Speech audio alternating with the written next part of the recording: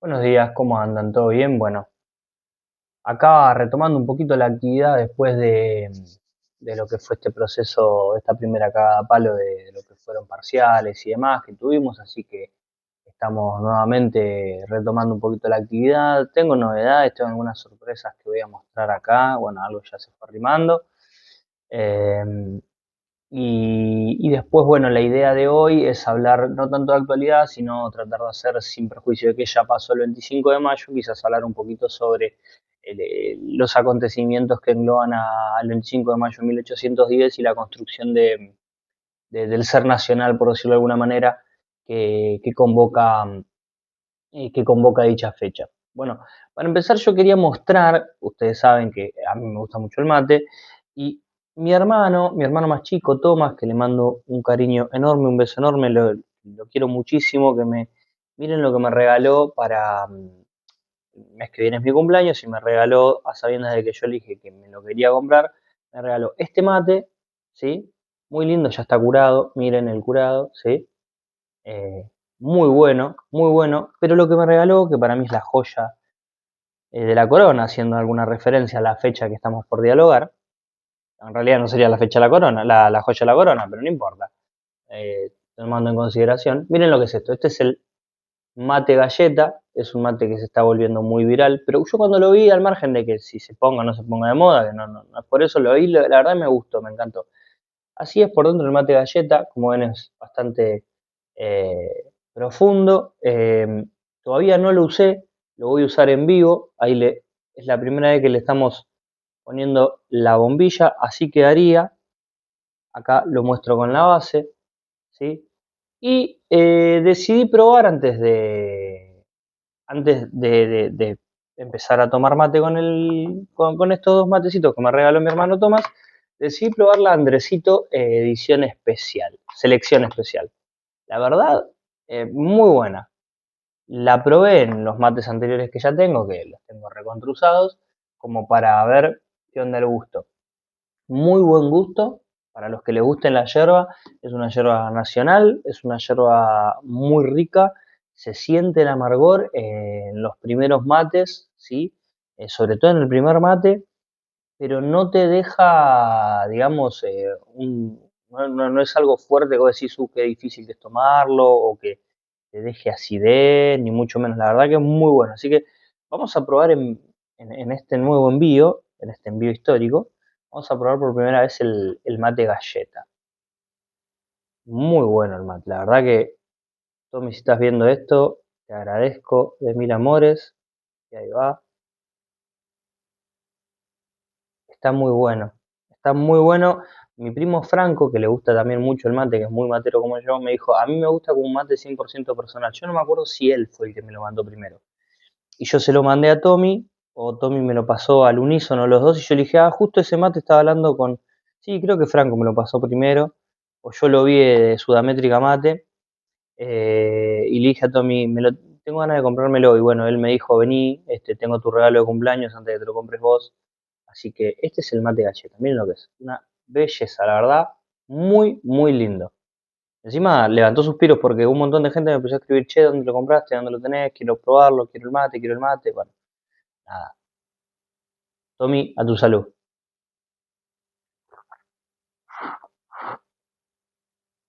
Qué bueno que está. Qué bueno. Y yo vuelvo a repetir, la yerba, la de Andresito, es la primera vez que la compro. No la había probado antes y la verdad que me gustó. Muy buena y no es cara. Realmente, o sea, está en el rango de los valores normales que sale cualquier yerba sacando la Merced, que la Merced es más cara. Pero la Merced últimamente que la venía tomando, me pasaban dos cosas. Cuando abría el paquete, vos no llegás a sentir la yerba, sentís el gusto del plástico, de ese papel metalizado. Y después las últimas dos veces que compré la Merced, venían con el palo muy grande y hojas muy grandes. Y a mí me gusta más bien una hoja entre chica y fina y mediana. Y bueno, Andresito Especial cumple. viendo reseñas de gente, sommeliers de mate que le gustan mucho y que saben de la materia de verdad, también recomendaban a Andresito la común. Así que después les voy a probar y les voy a decir qué onda. Tengo otra que es la Libres, que es tipo moliendo uruguaya, pero esta está buenísima. Así que la recomiendo de verdad. Está buena. Estoy enamorado de mi mate, ¿eh? Perdón, disculpen, yo sé que hoy vamos a hablar del 25 de mayo, pero estoy enamorado de mi mate. Miren lo que es. Miren con la base, loco. Miren lo que es esto. Mirá. No, no. Realmente una belleza.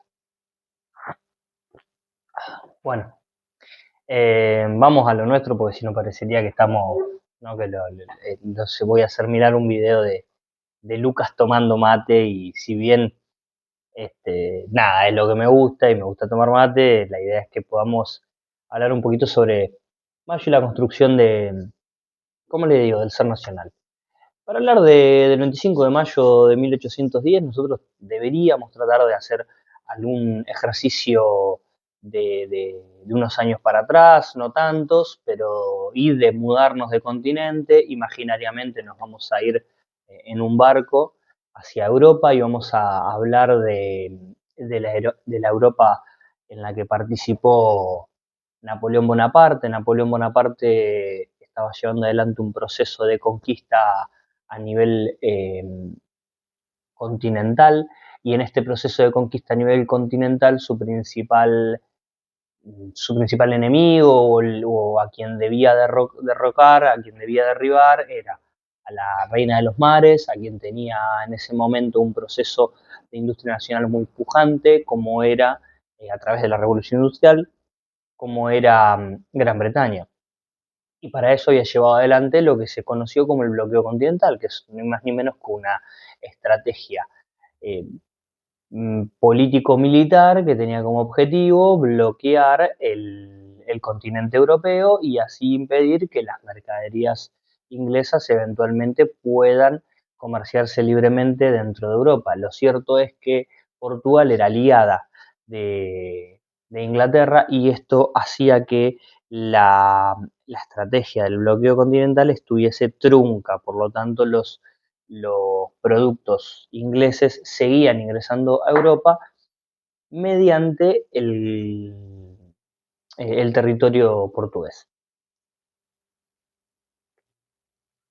Esto hace de que Napoleón vea con buenos ojos la necesidad de tomar control del imperio, del territorio portugués, y lo que va a hacer es para ello, por tierra, va a entrar en la península ibérica y va a pasar primero por España, lo cual, lo cual significa de que España va a ver su reinado caer y va a abdicar Fernando VII y va a entrar en su lugar José I. José I era José Bonaparte, el hermano de Napoleón, a través de lo que se conoce como la farsa de Bayona, que algunos historiadores mencionan que algún acuerdo de connivencia y que Fernando VII pasó sus días de supuesto apresamiento en alguna suerte de castillo con algunas ciertas comodidades.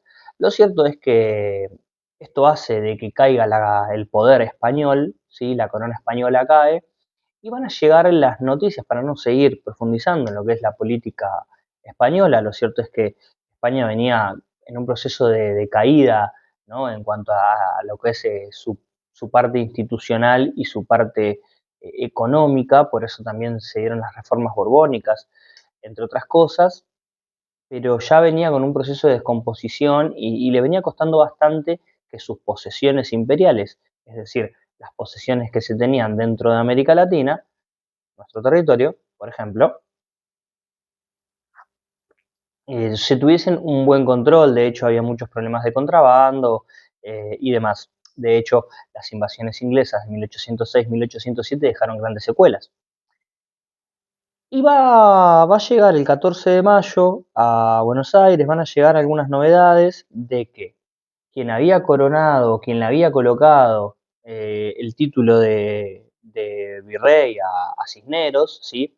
¿Qué es un virreinato? Para que lo podamos entender, un virreinato es una, o era una división administrativa, ¿sí? Es como nosotros hoy entendemos a grandes rasgos. De hecho, son instituciones virreinales. Los municipios son, perdón, coloniales. Los municipios, por ejemplo, se crean en esta época, ¿sí? Se crean a la par que se crea el virreinato del Río de la Plata y demás.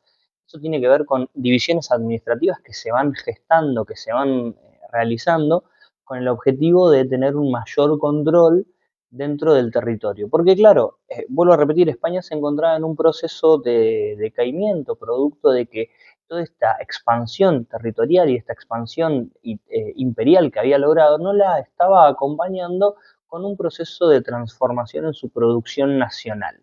Entonces, la falta de producción nacional que estaba teniendo España, bueno, iba a tener, entre otras consecuencias, las que nosotros estamos estudiando y analizando ahora, hoy en día, y que, bueno, obviamente el paso de Napoleón por España tiene que ver de alguna forma con la debilidad de la propia corona española.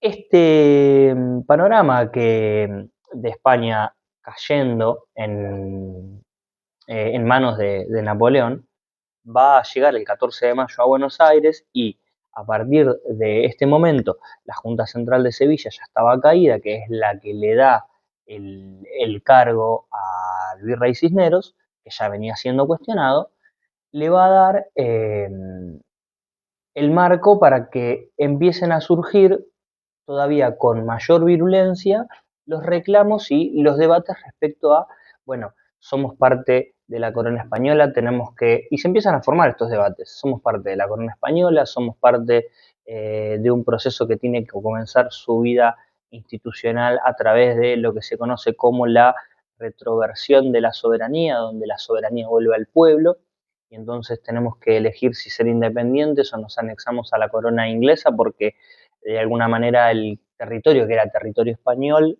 al ser ahora una corona para resguardarnos de Francia que nos puede llegar a invadir, bueno, empiezan a surgir todos estos debates. Nos anexamos a Inglaterra porque España cayó y porque Napoleón puede venir a invadirnos, nos anexamos a un proceso independentista. ¿Qué carajos somos? ¿Qué hacemos? Bueno, y es ahí donde va a empezar a surgir lo que se conoce como la Semana de Mayo. La Semana de Mayo no es ni más ni menos que se empieza a gestar la reunión eh, de hombres de fuste de la época, como Belgrano, por ejemplo, entre otros, que ahora voy a leer, que acá separé alguna cosita de Belgrano para leer. Vamos a ver que se empiezan a gestar en torno a la Semana de Mayo, se empiezan a gestar algunas cuestiones que van a derivar en lo que fue el 25 de mayo. Se empieza a debatir respecto de que se tenía que convocar un cabildo abierto. El virrey Cisneros estaba totalmente eh, opuesto a dicha situación y esto va a dar lugar a que se empiecen a movilizar la sociedad dentro de una ciudad de Buenos Aires que en ese momento tenía la característica de ser una ciudad muy distinta a la que conocemos hoy en día. La Plaza de Mayo todavía no tenía el nombre de Plaza de Mayo, tenía el nombre de Plaza de la Victoria, eh, que va a empezar a tener su nombre, Plaza de Mayo, a través de que se convoca al pueblo en la Plaza de la Victoria.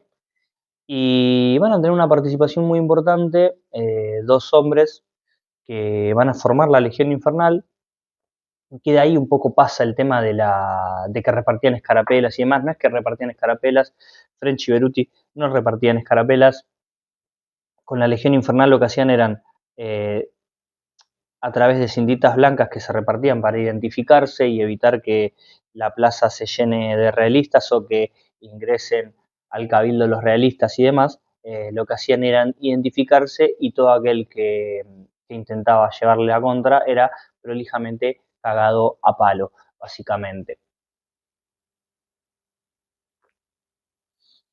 Esto, bueno, como le digo, lo que sucede en la semana de mayo tiene la particularidad de que se empieza a debatir respecto del cabildo abierto y se empieza a generar el debate respecto de si tiene que formarse un gobierno distinto de la corona española, si tiene que formarse un proceso político que trascienda de una revolución o independencia. Y es ahí donde se va a formar lo que se conoce como, de alguna manera, la máscara de Fernando. ¿Qué es la máscara de Fernando? La máscara de Fernando fue, de alguna forma, ese proceso político en el cual se le juraba fidelidad a un rey cautivo, desconociendo la autoridad, obviamente, de, en ese momento, José I, es decir, ese rey puesto que venía a ser un supuesto rey, no era español, era francés, pero que se entiende lo que estoy diciendo, un supuesto rey español. Entonces se desconoce la autoridad de esa nueva figura de la corona española con el objetivo de comenzar a transitar, a caminar un proceso independentista, que es en definitiva lo que sucedió. Lo que pasa que a todo esto, Cisneros y un conjunto de españoles no creían en la posibilidad de que esto fuese así. De hecho, la primera junta que se logra conformar en esta semana de mayo la encabezaba Cisneros. Y fue una junta que obviamente el pueblo rechazó, que los infernales, la Legión Infernal, perdón, los infernales eran de Güemes.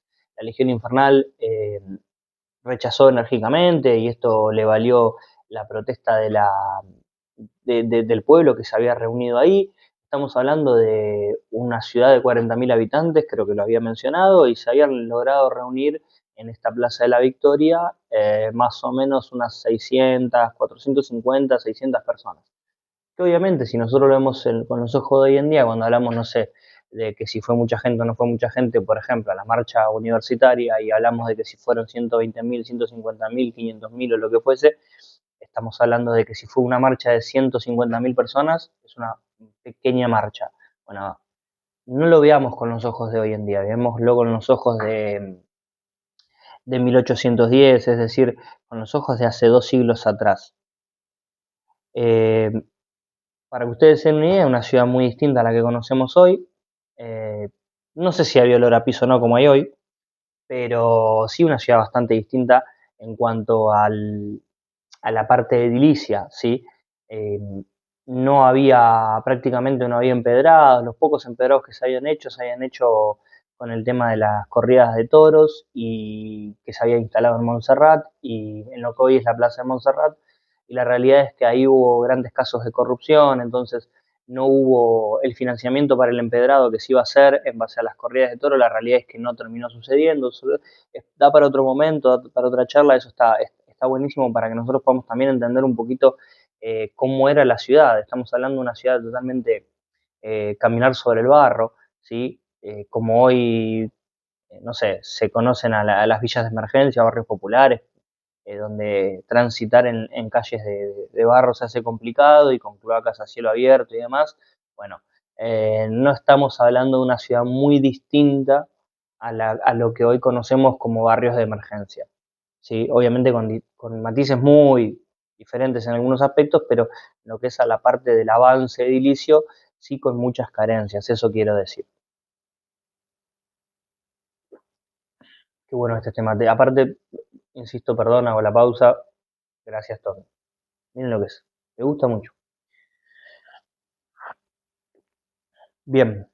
Eh, la semana de mayo se había dado la posibilidad no se había dado la posibilidad de este debate. La Legión Infernal era la militancia que de alguna manera le ponía un freno al avance de los realistas y se empieza a generar lo que se conoce como la máscara de Fernando, que es de alguna manera formar una junta de gobierno que le jure fidelidad a un rey cautivo, que era en realidad este nombre de máscara justamente está bien puesto, que es básicamente la idea de promover un espacio para para el desarrollo de un gobierno patrio, para el desarrollo de un Estado nacional o de un Estado independiente. Que hay un montón de debates respecto a cómo debería conformarse ese Estado. De hecho, no es azaroso que la revolución sea en 1810 y eh, la declaración de la Constitución Nacional no es la primera, pero es la que se termina conformando, se da 43 años después. Hay todo un proceso de 43 años de debates y de guerras civiles y de conformación, de cómo conformar ese Estado Nacional. De hecho, Belgrano tenía una concepción de cómo tenía que ser el Estado, creía en un Estado más bien latinoamericano, eh, había debates respecto de quién debía gobernar, bueno, en fin, la realidad es que es un proceso largo, es un proceso arduo que se empieza a generar, pero a través de la máscara de Fernando se empieza a gestar un movimiento político que tenía como objetivo, ¿sí? Eh, finalmente la declaración de la independencia. Sin adelantarnos demasiado y para achicar un poco los tiempos, para ir adelantando un poco lo que yo les quería venir a contar, pues ya llevamos casi 20 minutos, 21 minutos de video y quiero que se haga, que no se haga pesado para ustedes también. Quiero leer algunas cositas respecto del grano. Manuel Belgrano a mí me parece una figura, si bien obviamente tenemos que reconocer a San Martín, obviamente desde ya, a mí Manuel Belgrano me parece una figura bastante importante en la historia argentina por dos cuestiones. Primero, la historia oficial la escribe Mitre. Mitre era de profesión militar. Nosotros vemos que todos los grandes próceres que pasan a la historia argentina durante una buena parte del tiempo venían de la profesión de militar. Belgrano, sin ser de profesión militar, era abogado, era periodista, lleva adelante un proceso de hacerse cargo de los ejércitos, sobre todo de hacerse cargo de ejércitos que no se podían controlar, de ejércitos totalmente derrotados y eh, sin chillar demasiado se hace cargo de situaciones donde la verdad era muy difícil y me parece a mí que la historia lo reconoció con el paso del tiempo, pero que en sus inicios era como de alguna forma cuestionado, ya vuelvo a repetir, porque sus orígenes no eran de profesión militar. Pero el 24 de mayo lo que sucede es que el virrey Cisneros se negaba a declinar en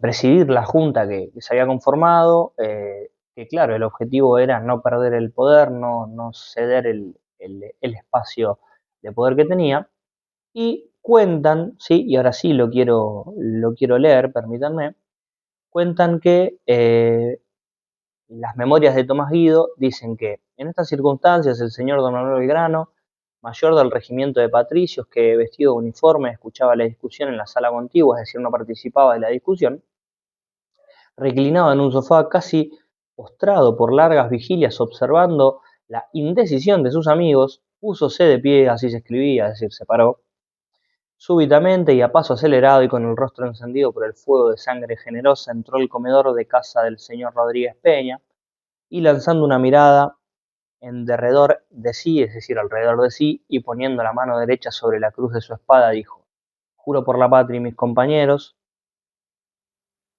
que si a las 3 de la tarde del día inmediato el virrey no hubiese renunciado a fe de caballero, yo lo derribaré por las armas. Palabra más, palabra menos, si el virrey Cisneros no se corre, yo le voy a pegar un boleo en el orto y lo voy a hacer renunciar.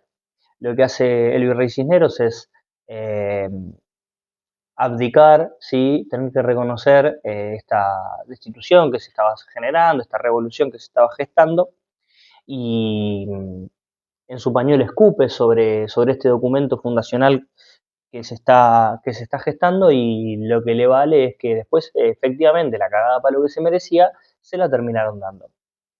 Y es así como llegamos al 25 de mayo, donde se construye, se empieza a construir este camino que el 9 de julio de 1816 va, va a coronarse con el nombre de la independencia como nosotros conocemos, que obviamente no termina ahí, sino que es una construcción que va caminando, que se va haciendo al andar y después vamos a ver cómo ese proceso va a derivar en la conformación de cómo debe conformarse el Estado Nacional, y ahí vamos a meternos en lo que es las peleas entre unitarios y federales.